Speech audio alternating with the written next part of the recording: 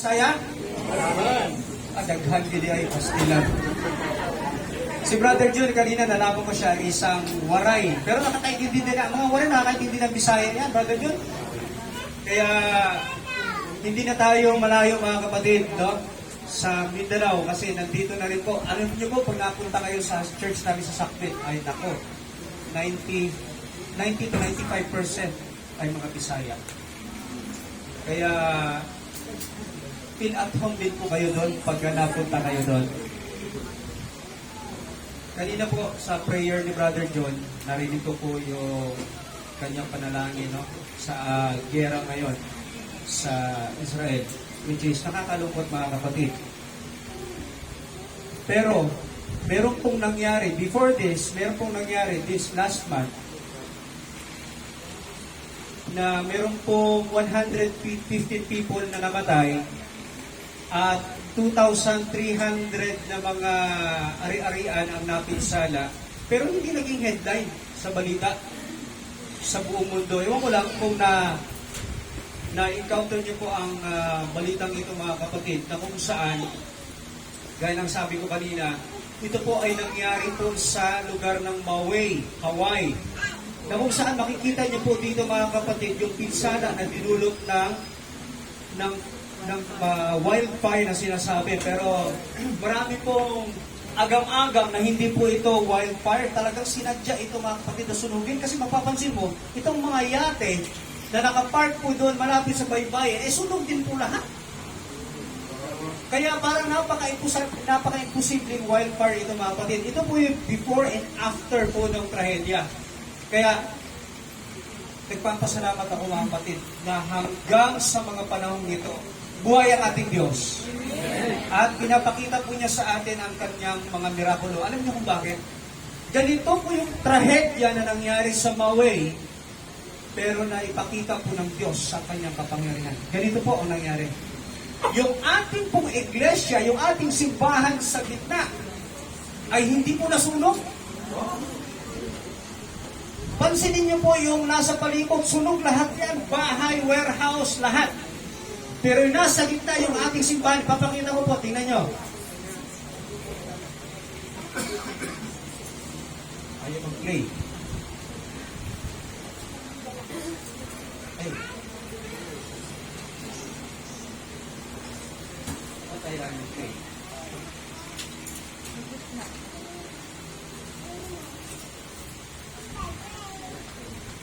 Ayaw mag-play.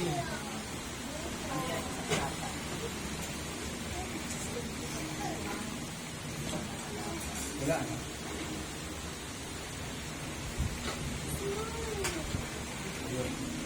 Ayan mga kapatid. Ayan. Pagkikita nyo, sunog lahat yan katabi. Sunog lahat yan palikot. Tingnan mo yung pader natin, hanggang dyan lang yung apoy. Ayan. Tingnan nyo yung simbahan natin.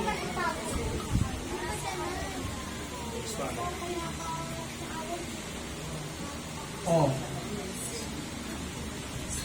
Ang ganda ng simbahan natin. Kaya, purihin ang Diyos. Amen? Amen. Purihin natin ang Diyos. So, umagang ito mga kapatid, pinapakita ko lang po sa inyo na talagang ang Diyos ay kumikilos kahit sa mga desperate na mga pagkakataon. At sa umagang ito, ang ating pong pag-aaral ay nakasentro sa ating pananampalataya. At pinamagatan ko po ito, by faith, we stand. Kaya meron tayo nandito, di ba? Dahil gusto nating patunayan sa Diyos ang ating pananampalataya. Ang pananampalataya na walang gawa ay Patay. patay. Kaya tayo ay mga Buhay. buhay na naglilingkod sa Diyos. Kaya walang matutulog dahil tayo ay buhay. Alright? Ang ating talata na binasa ni Brother Jun ay nakasentro po sa aklat ng Efeso. Kapitulo 6, versikulo 16. Ating pong basahin ulit. Lagi ninyong gawing pananggaang pananampalataya na siyang papatay sa lahat na nagliliyab na palasok ng diablo. Sino po ba sa atin ang nakakawala mga kapatid? Ang safe, masasabi niya sa kanyang sarili na safe sa palasok ng diablo. Wala po. Lahat po tayo mga kapatid ay biktima ng ating kaaway. Kaya, ano po ang payo sa atin? Gawin natin pananggaang Palas. pananampalataya natin. Maraming mga pagkakataon na tayo ay nabigo. Marami tayong luha dahil sa kahirapan, dahil sa mga problema. At isa yan, mga kapatid, sa nagpapahina ng ating pananampalataya. At minsan, naisip natin, ano ba talaga ang plano ng Diyos sa buhay ko? Maraming mga katanungan na pumapasok sa ating kaisipan. At minsan, yung ating pananampalataya ay unti-unti nagpe-fade, humihina. Ang statistics ng CLC, kung di ako nagkakamali, 14% ang nawawala sa membership ng Seventh-day Adventist. Pili mo, kung 14%, kung 1,000,000, 400,000 ang nawawala. Nasaan sila ngayon, mga kapatid? Kaya isa sa mga ginagawa ng isang mananampalataya para masiguradong on track siya sa Panginoon is nag-list siya ng mga talata o nagbabasa siya ng mga salita ng Panginoon na nagpapalakas. Yan lamang po ang nagpapalakas sa atin, yung mga salita ng Panginoon. At it's so fortunate, mga kapatid, na yung aming maliit na refrigerator ay meron pong mga nakadikit na mga Bible text. And every time na magbubukas ako, mga kapatid, kukuha ako ng kamatis, kukuha ako ng gulay, hindi kaya isda, mga kapatid. Nakikita ko yung mga Bible verses. At isa ito sa mga Bible verses na gusto kong ipakita sa inyo na nakikita ko doon sa refrigerator. Nakalagay dito, commit to the Lord whatever you do and all your plans will succeed. Proverbs 16:3. Sabi sa Philippians chapter 4 verse 9, my God will supply all your needs according to His riches and glory in Christ Jesus. So isa lang to sa mga kapatid na pag minsan problemado ka, tapos bigla, all of a sudden makita mo itong talata na ito, magbigay ka agad sa iyo ng lakas ng loob na magpatuloy sa pananampalataya despite napakaraming mga pagsubok sa ating buhay.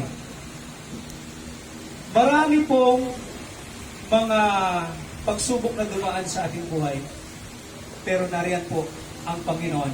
Pero bago po tayo magpatuloy, mga kapatid, ating pong iyuko ang ating mga ulo para sa panalangin. Amang banal, makapangyarihan sa lahat, aming pong isinusuko ang aming mga sarili sa mga oras na ito. Handa po kami makinig ng inyong salita. Nawa, Ama, ang aming marinig, aming bibigay sa amin ng kalakasan upang magpatuloy kami sa pananampalataya. Tatayo kami, O Diyos, at magiging kabahagi ng inyong pong gawain. Alam po namin na nalalapit na po ang inyong pagdating at gagamitin niyo po ang bawat isa sa amin. Ito po ang aming dalangin sa pangalan ng aming Panginoon Jesus. Amen. Marami sa atin ay merong mga kakayanan na gusto magpagamit sa gawain ng Diyos. Marami po tayong talento ay pinaggalot sa atin ng Panginoon. Pero, gusto man natin makibahagi sa gawain, pero kung ang sanlibutan mismo ay hindi tayo pinapahintulutan na magiging kabahagi ng kanyang gawain, sa anong paraan? Ang tinatawag po ng mundo na censorship. Narinig niyo po ba ito, mga kapatid? Meron pong censorship na nangyayari. What will happen if God's people are being silenced by the world, especially in preaching the gospel? Ang Seventh-day Adventist ay mas kilala sa pagbabahagi even before early Christians.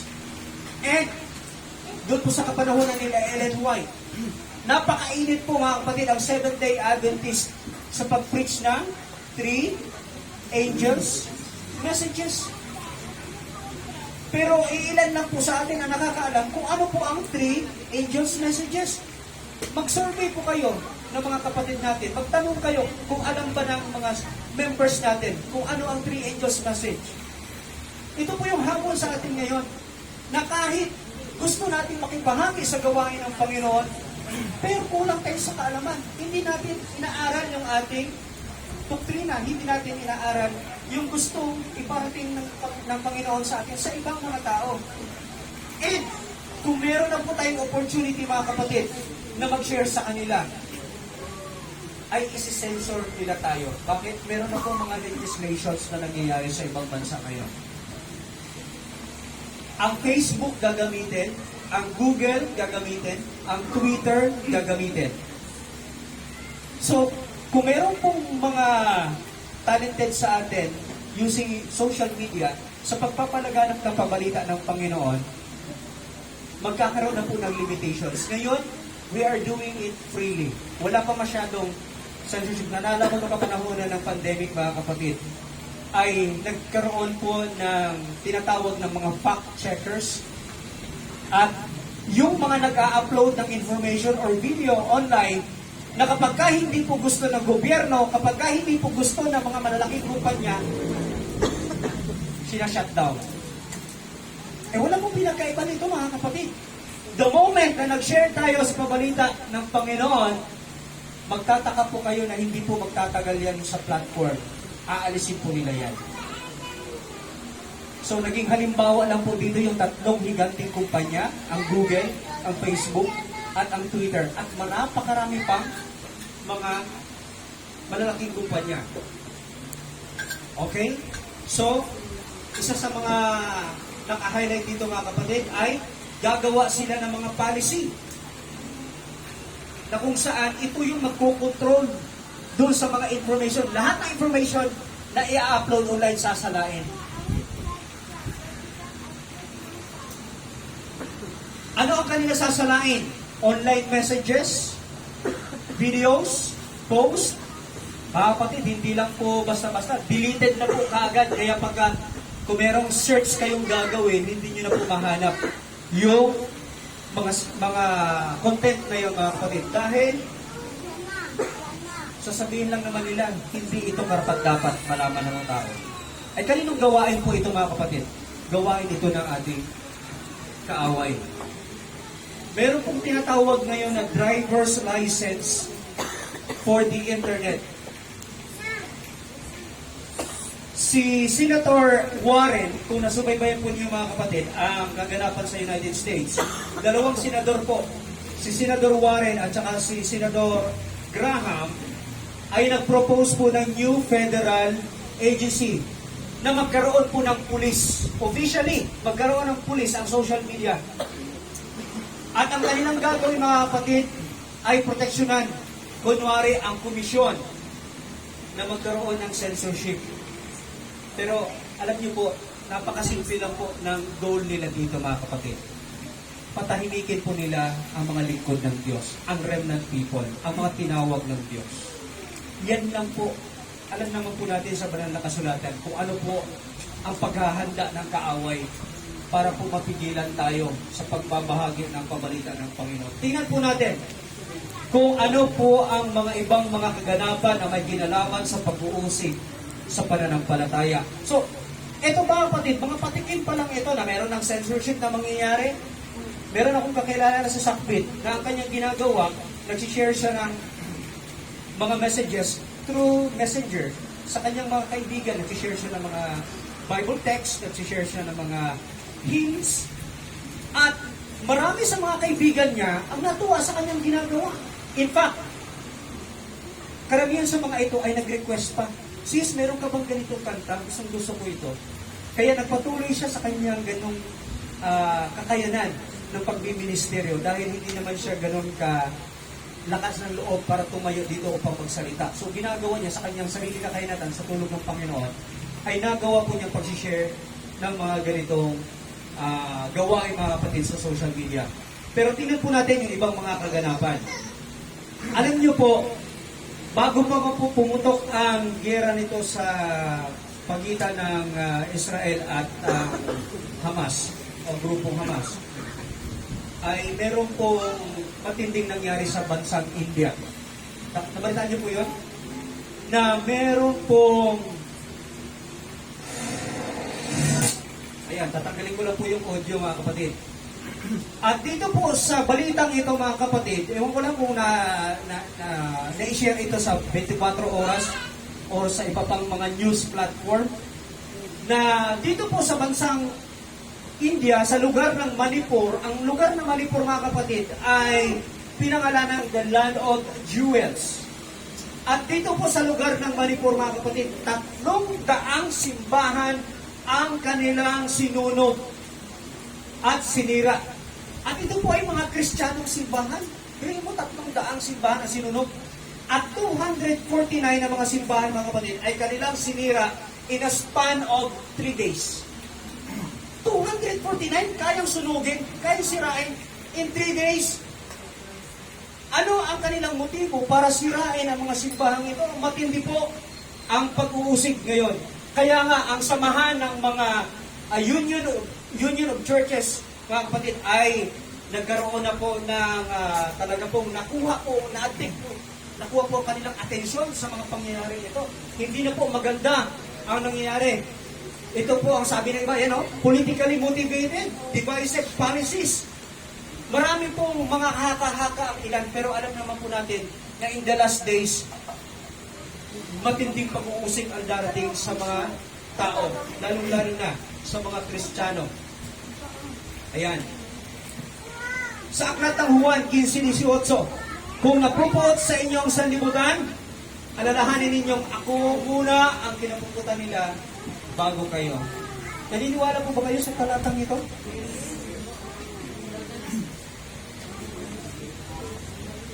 Very self-explanatory. Napakalinaw po mga kapatid.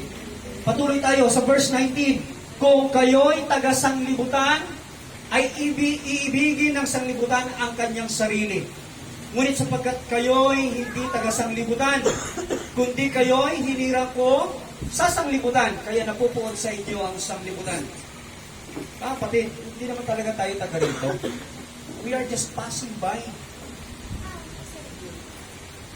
Naalala ko po yung karanasan namin with Pastor Stephen Jacobac. Sino po nakakilala sa kanya? Siya po ay naging speaker na natin sa Cuneta Astrodo before, nung nagkaroon po ng crusade na pinamagatang Wonders of the Past. At ang sabi niya, during our tour, kasi 2 beses po sinama ang For Gospel sa Jensan at saka sa Pangasinan, particularly Urdaneta City. Nagkaroon po kami ng big crusade doon. At ang sabi niya sa akin, during pintuhan ng mga kapatid, hindi po ito formal, casual conversation lang, sabi niya sa akin. Sabi niya, meron akong 5 citizenship. Ay, talaga po, Pastor? Sabi niya, oo. Kasi siya po pala ay Austrian citizen. Siya din po ay Australian citizen. Kasi may mga kamag-anak siya dun eh. Siya din po ay American citizen. Ang pang-apat po, siya po ay senior citizen. Dahil matanda na po si Pastor Stephen. At ang pang-5, siya po ay heaven citizen. Amen? So tayo mga kapatid, ay hindi taga rito, hindi po tayo dito. Tayo po ay mga citizen ng langit. Yun po dapat ang ating iniisip mga kapatid. Na hindi po tayo taga rito. Ang paghahandaan natin kung ano magiging buhay natin doon. Kung naglilingkod tayo dito, yun ang magiging buhay natin doon. Kung nagpupuri tayo dito, yun ang magiging buhay natin doon. Pero kung nakaupo lang tayo dito at hindi tayo nagpapagamit sa gawain ng Panginoon, ay hindi yan gawain para doon. Kasi ang gawain doon, magpupuri lagi sa Panginoon. Amen? Amen. Meron pong 4 na puntos na gusto kong i-share sa inyo sa umagang ito. At kailangan po natin itong pagtuunan na may kinalaman sa pagiging matatag sa ating pananampalataya. Number 1, pananampalataya sa huling panahon. Anong klaseng buhay meron tayo? Anong klaseng pananampalataya ang meron tayo nitong huling kapanahunan? Kailangan ba medyo relax-relax na konti? O kailangan ba sakto-sakto lang, mild-mild lang? Magiging active sa church? Or minsan hindi rin masyadong active? Ano po ba ang magiging katayuan natin? Bilang tinawag ng Diyos sa huling kapanahunan, we should live a life of prayer and servitude. Minsan po, hindi na po tayo nananalangin na katulad ng dinisign ng Panginoon o dinisign ng Panginoon sa bawat isa sa atin para magiging mapanalanginin. Alam po ng mga estudyante ko, itong 3 dito kanina, mga estudyante ko po yan sa Bible study. At lagi ko pong binabanggit ito sa akin, pag-share ng salita ng Panginoon na napakahalaga po na turuan po natin yung ating mga anak na magiging mapanalanginin. At ganyan po tinuturo ko sa kanila. Pinapagawa ko po sila ng schedule mga kapatid. Mula sa pagkagising, hanggang sa pagtulog. Napakahabang schedule. Makailang prayer ka. Paggising, pray. Mag-prepare ng pagkain. Maliligo. Bago kumain, mag-pray. Bago umalis, mapunta sa eskwelahan, mag-pray. Pagdating sa eskwelahan, mag-pray. Bago umalis sa eskwelahan, pauwi ng bahay, mag-pray. Pagdating sa bahay, mag-pray. Bago kakain mananghalian, mag-pray. Makailang prayer ka, yan ang gusto ng Panginoon sa bawat isa sa atin. Kung nag-aantay tayo, alam natin na malapit nang darating ang Panginoon, ay maraming patumpik-tumpik tayong ginagawa. Ang sabi ng Panginoon, we should live a life of prayer and servitude. Makita sa ating mga kapatid yung init ng pananampalataya. Tuloy-tuloy ang init. A life of a faithful steward is one who lives a life of uniqueness towards God, whom He has placed as manager over all things. Naniniwala po ba tayo na tayo ay mga managers ng Panginoon? Bakit? Tanungin niyo ako bakit? We are managing God's business. Ha? We are managing God's business. Ano po pang business ng Panginoon? Preaching the eternal gospel. At tayo ang nagmamanage nito mga kapatid, kung paano natin ito ginagawa. Kaya mga managers tayo. Number 2, pagiging may mabuting paghatol. A faith of a steward that is of sound judgment does not walk in the ways of men, in the ways of his own ideas, but walks fully according to the word of the living God and utilizes the gifts and talents that God has given.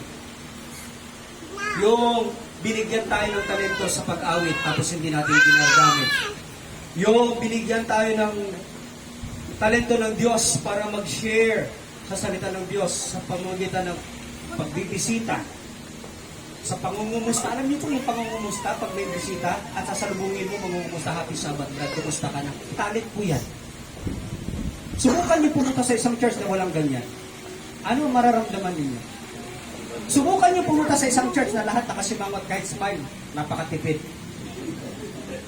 Talent po yun. I-develop po natin yun kasi nakakatuwa. Ako, problemado ako. Pag nakita ko si Brother John, pagpasok ko sa Pembo Church, nakangiti sa akin. Malaking tulong sa akin, malaking impact sa akin. Mga kapatid, lahat tayo meron kanya-kanyang mga talento pinagkaloob sa atin ng Panginoon. Gamitin po natin. Si sister, halimbawa, mapanalanginin. Yung programa ninyo, natutuwa ako, Brad. Kanina narinig kita. Hindi nyo kilala. Tapos, aalokin nyo ng prayer. Ay, naku, napakagandang experience yan. Tuloy-tuloy po sa gawain. Yan po ang gusto ng Panginoon. Huwag po tayong umasa sa sarili nating galing. Huwag po tayong umasa sa sarili nating idea. Yan po ang sinasabi ng ating Panginoon. Gamitin po natin ang karunungan ng Panginoon, and we must realize that we are closer to the end times than before. Gusto ko pong i-share sa inyo, napakadaling kwento lang po mga kapatid, si Pastor Gisolatar, hindi ako nagkakamali sa Gusilatar, Pastor Gusilatar. Yung kanyang karanasan, narinig niyo rin, nag-preach siya. Sabi niya, nung maliliit pa sila, ay laging binomold siya ng kanilang tatay. Going to church, lahat, Bible study, nagawa nila lahat. Maging malapit sa Panginoon. And narinig nila madalas, God is coming soon, God is coming soon, God is coming soon. Hanggang sa naging tanyag na pastor, naging presidente natin sa Central Luzon Conference. Ngayon, yung kanyang tatay, nasa banig ng karamdaman, nag 50-50. Nung binisita niya sa hospital, yung kanyang tatay, nag-iiba ng salita. Parang hindi na naniniwala na babalik ang Panginoon. What happens? Kaya sinabihan niya ang kanyang tatay, Dad, kung paano mo kami pinalaki, diyan kami humugot. Ikaw ang naging sandalan, ikaw ang naging hubigin namin. Ang pinagkaiba, nung time na narinig namin sa iyo, na God is coming soon. Ngayon, God is coming very, very, very, very, very soon. Yan po ang punto ng pangalawa mga kapatid. Na kung narinig na po natin, na ang Diyos malapit ang darating, namatay na lang yung lolo natin, at saka yung mga kalululuhan, Jesus is coming soon, anong pinagkaiba sa panahon natin ngayon? Naramdaman na po natin mas matindi pa mga kapatid na talagang nalalapit na po talaga ang pagdating ng ating Panginoon. Amen? Amen. Pangatlo, paglihis sa ating tungkulin. Natatamaan talaga tayo dito mga kapatid. Lumilihis po talaga tayo. We are all satisfied with our rules that God has given to us, or are we complaining and deviating from them? Bilang mga katiwala ng Diyos, lagi tayong lumilihis doon sa ating katungkulan. At anong mangyayari? Anong consequence? Ang sabi dito, great pain will come into our lives. Pag naglilingkod ba sa Diyos, wala nang mga... Ha? Wala na bang mga pasakit? Wala na bang mga kapighatian? Pero anong nangyayari? Kahit may pasakit, may kapighatian, merong peace of? Yan ang kagandahan, mga kapatid. Wala ka sa Panginoon, may problema pa rin, may kapighatian pa rin, may pasakit pa rin. Pero walang peace of mind. Nasa Panginoon ka, naglilingkod ka, may pasakit, may kapighatian, pero may peace of mind, tsaka masaya ka dahil, alam mo, naglilingkod ka sa buhay ng Diyos. Amen? So yan po yung mensahe ng Diyos na gustong iparating sa atin. Na, pagkagalis, maglingkod ng may gawa at lakas ng Diyos at hindi ng tao. Therefore, we must be able to serve in our rules with the strength of God, and we must do it by the authority of God and not be human strength. This means that everything we do at church is lahat ng ating ginagawa ay gawain ng Panginoon. Lahat po ng ating paglilingkod ay naging kabahagi tayo sa paglilingkod ng Panginoon. Kasi po kay Brother John kanina, kung gusto po talaga natin pumunta sa langit. At itatak na natin sa ating isipan na dun po yung ating destination. Ang sabi po ng ating Panginoon sa Kristo, we will be partakers of the suffering. Tayo po ay magiging kabahagi, mga kapatid. Walang makakapasok sa langit na hindi kabahagi sa kapighatian ng ating Panginoong Jesucristo. Kung nagiging hayahay ang ating buhay, hindi po ganyan ang gusto ng Diyos sa atin. Gusto po niya na maging kabahagi tayo ng mga pasakit at kapighatian, lalong-lalo na sa pagbabahagi ng kanyang pabalita. The amount of work is not important. It is whether or not our Father's work was completed versus man's work. Many will do a lot of work, prayer, and perform great miracles, but not to glorify God. Kasi minsan, di ba, pag marami na tayong nagawa sa iglesia or meron na tayong nagawa sa gawain, ang nagiging center po ng ating mindset is yung ating achievements. Hindi po Panginoon yung ating naitataas. Tayo po sa ating sarili, tumataas po yung ating yabang. Kaya sa bawat, kung hindi sa akin, hindi na itayo yung Pembo Church. Kung hindi sa akin, kunti lang mga members dyan. Kung hindi sa akin, walang nabautismuhan dyan. Imbis na itaas natin ang pangalan ng Panginoon at magkaroon tayo ng pagkakaisa sa ating iglesia. Laging pangalan ng Panginoon ang ating itinataas. Hindi yung mga gawain at mga achievements ng ating mga kapatid. Laging Panginoon, lagi ang ating itinataas. Meron man tayong problema pinagdadaanan ngayon. Meron mang giyera na pinagdadaanan yung iba nating mga kapatid na nandoon sa ibang bansa. Gaano man kalalim ang mga pagsubok na ating nararanasan, ay meron pong sagot, mga kapatid. Meron pong sagot. Ang sagot ay ang ating Panginoong Jesucristo. We should never be discouraged. Kailan yung huling na discouryo tayo, mga kapatid? Ay, ayaw ko na magsimba dyan. Doon na lang ako sa kabila. Mga kapatid, meron po akong kaibigan. At hindi ko alam kung nakasampung simbahan na siya sa kalipat-lipat. Hindi ko alam din natanong sa kanya kung nagkaroon na ba siya ng contentment doon sa iglesia na tagpuan niya itong huli lang. Pero kahit sa aming simbahan tayo palipat-lipat, mga kapatid, isang klaseng paglilingkod pa rin ang ating gagawin para sa Panginoon. Kung tayo ay masaya naglilingkod dito sa Pembo, ipagpatuloy natin hanggang sa pagdating ng Panginoon. At huwag tayong mag-discourage, huwag tayong mag-discourage, huwag tayong mabahala. We should never give up. We should never lose hope. Jesus is the answer. Kung pilit po tayong patahimikin ng mundo sa pagbabahagi ng mensahe ng kaligtasan, o kung tayo po ay nakakaranas ng mga pag-uusig o pagkadismaya, panghihina sa pananampalataya, ano po ang ating gagawin? We go straight to Jesus. Ang bukang bibig po ba natin sa bawat araw ay Panginoon Hesus Kristo? Yun po ba ang ating bukang bibig? He is the way, the truth, and the life, and He is the answer to all questions. And He provides us everything. Minsan nakikita natin ang ating mga sarili. I'm not worthy. Hindi ako, Brad, hanggang dito lang talaga ako, kayo na lang dyan. Kasi ito lang yung kakayanan ko. Pero po, ang ating banal na kasulatan sa Philippians 4 ay nag-i-encourage po sa atin. Ang sabi doon, I can do all things through Christ who strengthens me.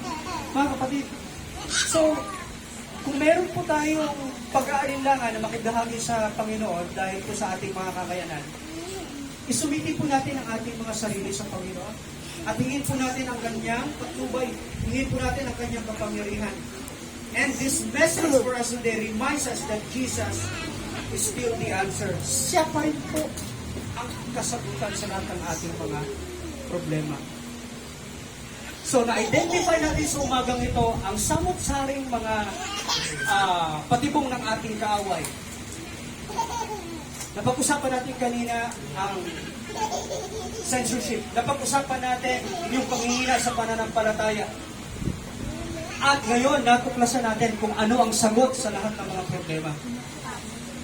Ayon sa aklat ng Juan 14:13 hanggang 14, at anumang hingi ninyo sa aking pangalan ay aking gagawin, upang ang Ama ay maluwalhati sa Anak. Kung kayo'y humingi ng anuman sa pangalan ko ay Yeah, I'm looking the word gagawin ko. Wala pong other conditions, mga kapatid. Sabi niya, gagawin ko. Binasa ko po yung aklat ng Jeremiah this past week. Talaga po, nalungkot ako, mga kapatid. Dahil sa katigasan ng ulo ng mga Israelita noong unang panahon, na-remind sa akin na, sabi ko, walang pinagkaiba sa panahon natin. Yung katigasan ng ulo, si Jeremiah hagulgol sa iyak. Dahil nakita niya yung sitwasyon na, Panginoon, huwag mo na lang ibuhos. Kasi ang Panginoon, noong panahon na yun, pag nagalit, matindi, angkan sa angkan. Generation, patay lahat. Pag nagpadala ang Panginoon ng tagutom, pag nagpadala ang Panginoon ng sakit, damay-damay lahat. Kung ganyan pa rin ang Panginoon natin ngayon, walang matira. Pasalamat tayo sa ating Panginoon sa Kristo. Kaya mga kapatid, kung papasahin po natin, makikita po natin yung sobrang pagmamahal ng Diyos sa atin. Ilang chance yung binigay niya sa atin para magbalik loob tayo sa Kanya, para makisangkot tayo sa Kanyang gawain. At ang sabi niya, ano man hingiin ninyo, mga kapatid, ipagkakaloob niya, gagawin niya. Pagtiwalaan natin yung Kanyang salita. Ang wika ng ating propetesa, the closer you come to Jesus, the more faulty you will appear in your own eyes. Totoo naman ito, mga kapatid. Kasi, ano po ang nade-develop sa atin kapag patuloy tayong lumalapit sa ating Panginoon? Nakikita natin kung gaano tayo karumi. Nakikita natin yung ating mga kahinaan. Si Jesus kasi, at yung kanyang kautusan, nagiging salamin po natin yan. Nakikita natin na, uy, grabe yung aking mga kasalanan.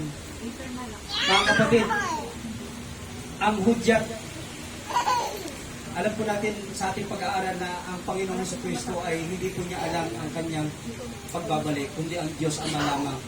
Pero ang isa sa mga hudyat na base sa nalaman ko, mga kapatid, ang hudyat na siya'y babalik na, yung level ng kasalanan sa mundo ay nasa sukdulan. Yan po, kaya niya i-rescue niya na po ang kanyang mga lingkod, ang kanyang mga anak. Kasi yung level po ng kasalanan, alam niyo po, hindi naman po talaga COVID-19 ang pinaka-worst na kalaban natin nung sa kasaysayan eh. Ano sa tingin yung pinaka-worst na kalaban ng tao? Ang pinaka-disease sa mundo natin? Ang kasalanan. Yan po talaga ang pinakakalaban natin, mga kapatid. Yung kasalanan. Kaya nga yan po yung babalikan ng Panginoon dito sa lupa. Tutuldukan po niya ang kasalanan at ibalik po niya tayo sa kanyang harapan. For your vision will be clear. Magiging maganda na po, mga kapatid, yung ating pananaw. And your imperfections will be seen in broad and distinct contrast to His perfect nature. Napakaganda. Minsan, iniisip ko, mga kapatid, na babalik na tayo dun sa original na nature na perfect tayo, perfect being tayo. Na-excite pa kayo? Namumuni-muni niyo po yung mga kapatid? Napapakinggan niyo po ba yung audio recording ng early writings or nabasa niyo po ba yung aklat ni Ellen White na early writings at dinescribe po niya, mga kapatid, yung kanyang karanasan nung dinala siya ng Panginoon sa langit? Narinig niyo po ba yon? Na napakahaba ng mesa na hindi niya alam kung hanggang saan ang dulo ng mesa na yon. Halimbawa, i-imagine ko pag nandun, para kanino pala yung mesa na yon? Ay, matindi ang kanyang paghahanda, mga kapatid, ng ating Panginoon. Kasi magse-celebrate talaga siya pagka nandun na tayo.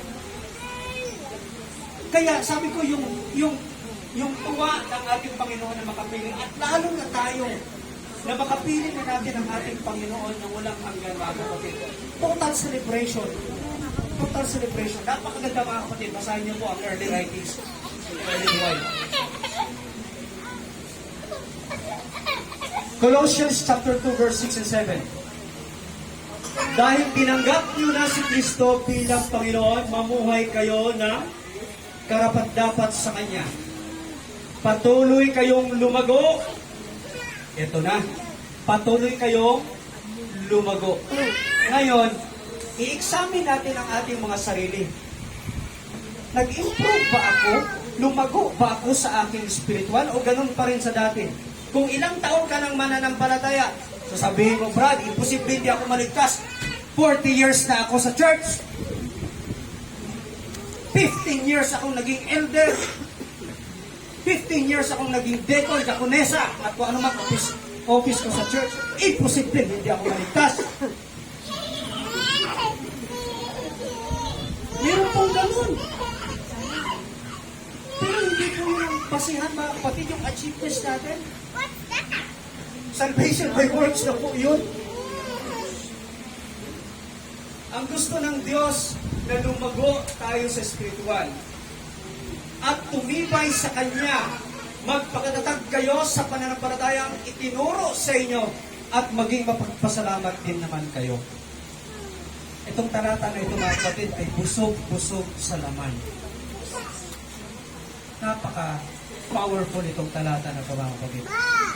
Kaya sa mga oras na ito, kung ano man ang ating pinagdadaanan, set aside natin yan.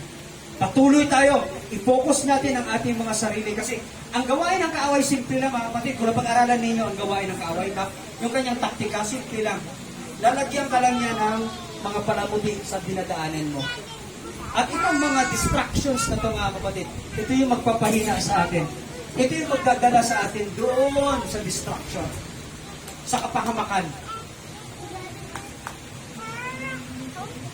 Kung habang naglalakad tayo at alam natin sa pinakadulong-dulo na si Jesus Christ ang nasa sa dulo, mga kapatid.